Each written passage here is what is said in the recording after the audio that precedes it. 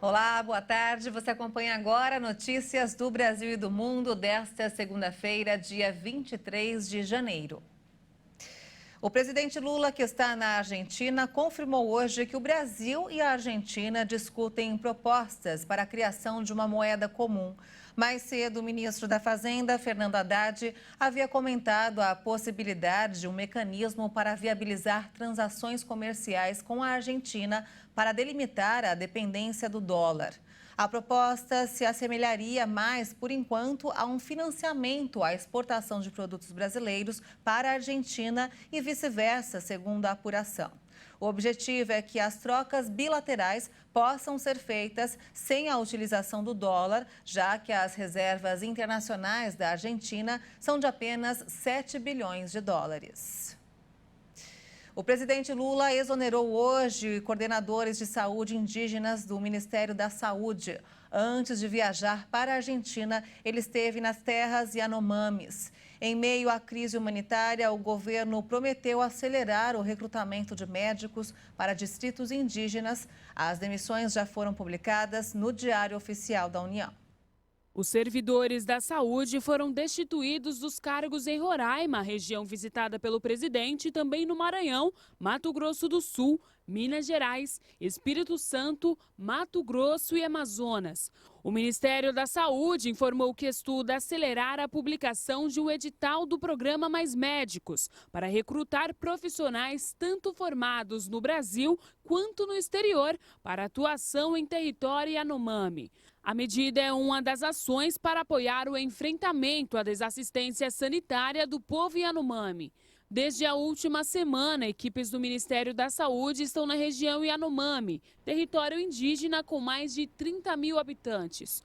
O grupo se deparou com crianças e idosos em estado grave de saúde, com desnutrição acentuada, além de muitos casos de malária, infecção respiratória aguda e outros agravos.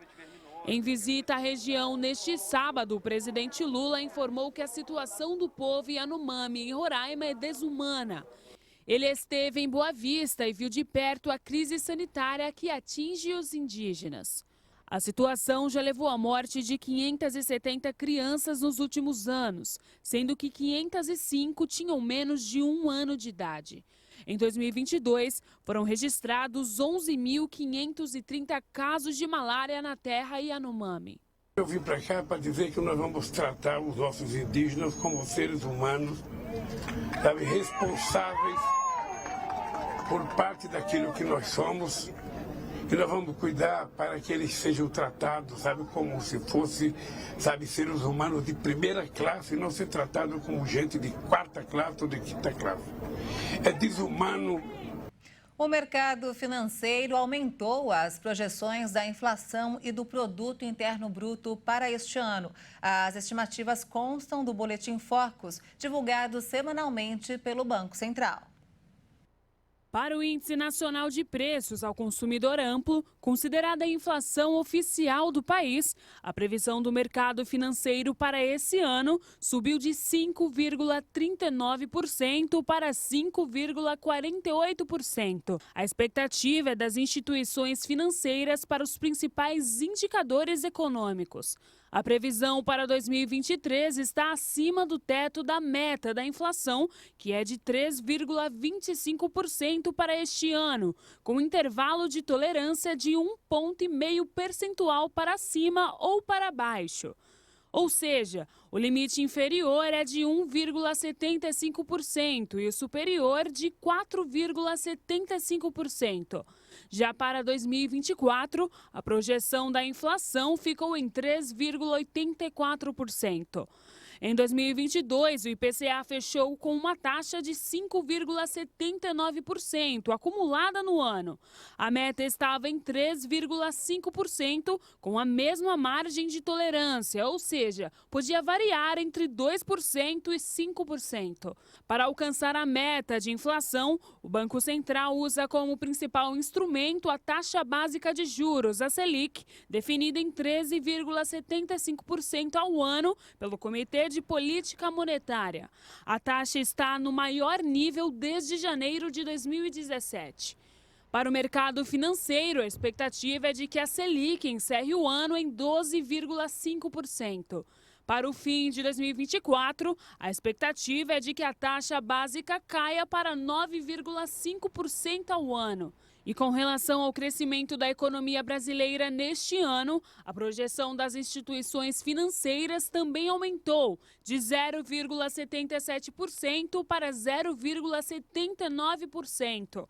Já para 2024, a expectativa para o Produto Interno Bruto é de crescimento de 1,5%. A Polônia pedirá permissão à Alemanha para fornecer à Ucrânia tanques de guerra Leopard de fabricação alemã, mas disse que está disposta a fornecê-los, mesmo sem o acordo de Berlim, para ajudar Kiev a enfrentar a invasão russa.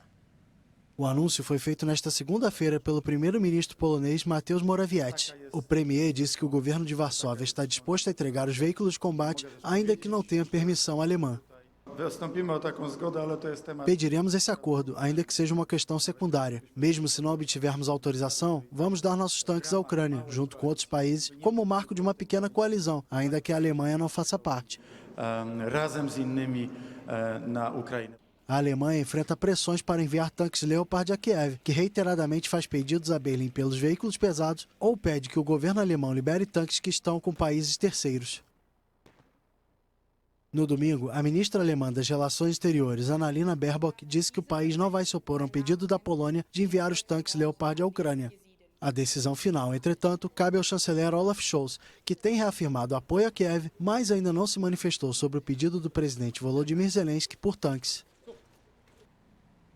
3 anos depois de ser apontada como o epicentro da pandemia de Covid-19 e isolada do mundo, a cidade chinesa de Wuhan volta aos poucos à normalidade. O município, que tem 11 milhões de habitantes e fica no centro-leste da China, foi, em dezembro de 2019, o primeiro local do planeta a registrar casos e a ser atingido por um surto da doença. Em janeiro de 2020, Wuhan foi confinada para conter a propagação do coronavírus. Apesar do vento gelado, os moradores aproveitavam o feriado do Ano Novo Lunar para fazer compras nos mercados ou passear às margens do rio Yangtze. Muitos também visitaram o Templo Guiyuan, um dos prédios mais conhecidos de Wuhan e aberto pela primeira vez nos últimos 3 anos para o feriado prolongado.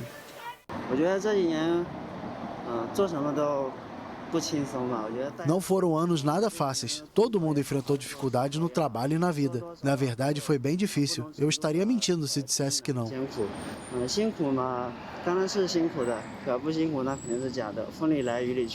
Suspeito de ser o local que originou a pandemia, o mercado de frutos do mar de Huanan fechou em 2020. Tapumes e uma viatura policial continuam isolando o estabelecimento.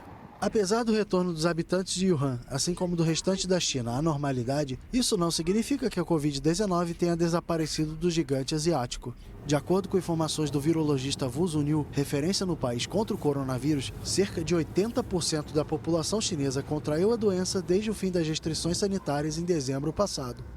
A China registrou pelo menos 13 mil mortes por causa do coronavírus no período de 13 a 19 de janeiro. Este número, que se refere apenas às pessoas falecidas nos hospitais, soma-se às 60 mil mortes registradas desde o final de 2022 e já anunciadas pelas autoridades.